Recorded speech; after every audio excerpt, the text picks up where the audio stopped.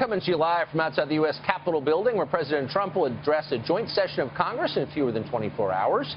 You may hear construction noise behind us during the show. That's because there is construction going on. There always is in Washington, the richest city in America. We want to thank you for that, for sending your tax dollars here. It's built a pretty nice place.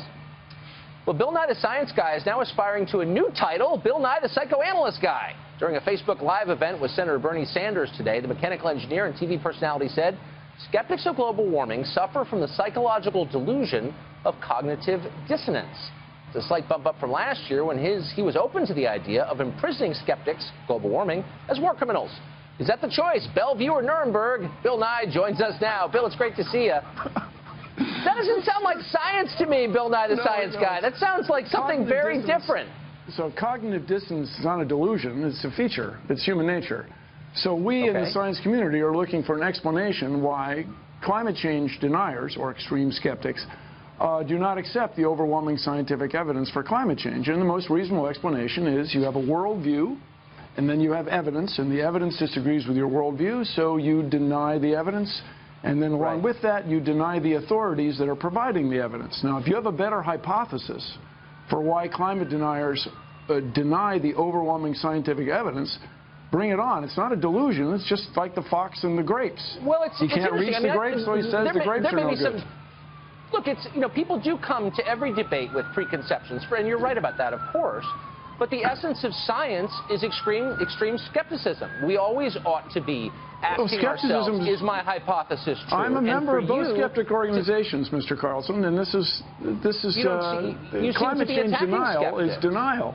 The evidence is overwhelming.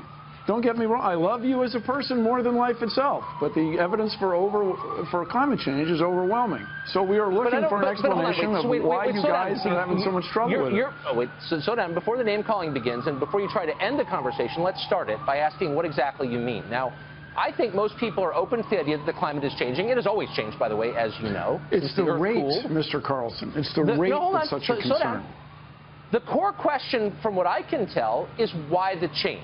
Is it part of the endless cycle of climate change, or is human activity causing it? That seems to be the debate to me, and it seems an open question, not a settled question, to what degree human activity is causing that. Is that not an open question? It's not an open question. It's a settled question. Human activity is causing climate change. To what degree?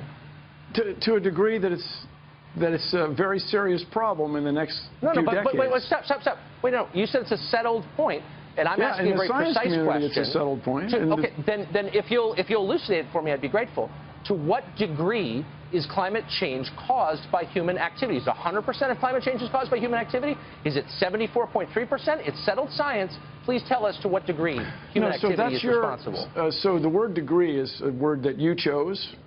But the speed that climate change is happening is caused by humans. Instead of happening on timescales of millions of years, or let's say 15,000 years, it's happening on the timescale of decades and now years. Now, you know, I offered... Wait, but hold on. But to what extent is human activity responsible for speeding that up? I mean, please be more precise. If that's the number you want. Humans are causing it to happen catastrophically fast. Okay, so at what rate would it have changed without human activity? And you look annoyed that I'm asking these questions, but they're very basic questions. They're not denial. So basically, the cycles of climate change, the last ice age we had was tens of thousands of years ago. So bear in mind that in ancient dinosaur days, there was more carbon dioxide. The world was warmer than it is now. There was an inland sea in what is now Wyoming. And I understand you have a member of Congress from Colorado, used to be underwater, and you go to Dinosaur National Mine, you can see it. Okay, yes. But that's millions of years ago. The problem is the rate. You just said it was tens of thousands. That was the ice age. The rate. The rate is the problem. Now here's the thing: half the people in the world live on sea coasts. As we get the ocean a little bit warmer, the ocean's going to expand, and people live on the sea coast are going to be displaced. But you're not answering my question. You're describing what will happen if this continues. And I'm asking you a simple question. Hold on. I'm asking you a simple question about the rate of climate change.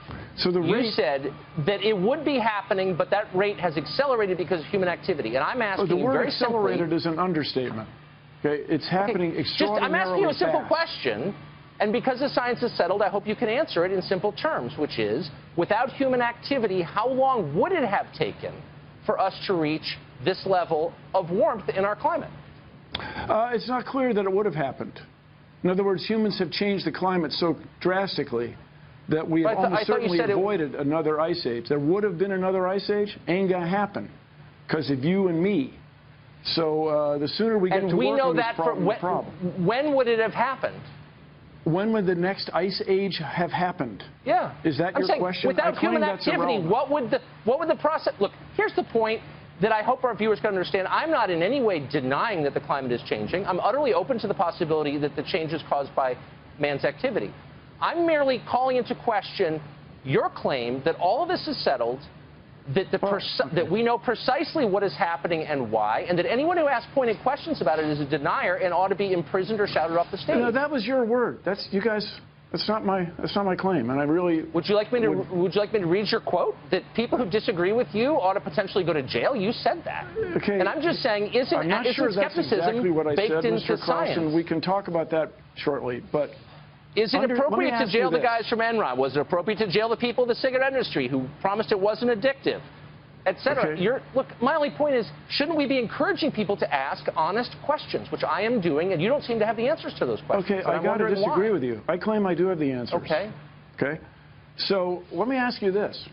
Why aren't you concerned about it? Don't you have 4 children? Why aren't you concerned about climate change? That's why I'm having you on. Here, look, you don't reach correct conclusions in science or politics or any other field unless you can ask honest answers without being shouted down by people like you. But I know what you mean. So no, I do mean ask. I want to know what would happen without human activity. The climate change. No, it's a simple question. The climate is always changing. You've conceded that. You're saying that human activity has increased the speed. Yeah. Increases the speed of that change. And my point is, what would the climate look like right now without human activity? It would have looked like it did in 1750. Britain would not be very well suited to growing. Yes, Britain would not be very well suited to growing grapes as it is today. French winemakers would not be buying land to the north as they are now. People who plan to run ski resorts would still be able to do it in Europe. And so the climate change and the parasites. You're using the language of politics. Look, you're not a scientist, as you know. You're a popularizer, and I just think, and that's fine. Of economics. But so I'm just saying, look, to the extent that you prevent people, if you prevent people from having an honest conversation, you're doing a grave disservice to science. Don't you think that? So you asked how long it would be before, what the climate would be like if humans weren't involved right now. Is that right? Yeah. Yes, that's exactly right. So at what point would it have changed? And I'm just saying, you don't actually know because it's unknowable. So why aren't you open to questions? This is how long it takes you to interrupt me, okay? It takes you quite a bit less than 6 seconds. So the climate would be like it was in 1750. And economics would be that you could not grow wine-worthy grapes in Britain as you can today because the climate is changing. The use of pesticides in the Midwest would not be increasing because the parasites are showing up sooner or the pests are showing up sooner and hanging around longer.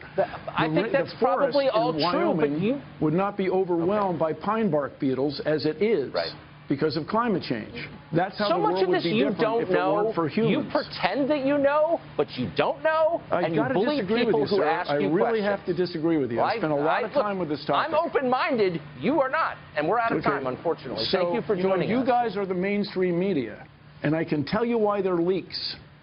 Because the president has created 2 factions in his administration. They don't like each other. So they leak. It's not from the outside, it's from the inside. Carry on, Mr. Carlson. I'm sure we will cross paths again. That's a very ominous thing to say. I don't know what it means, but come back anytime.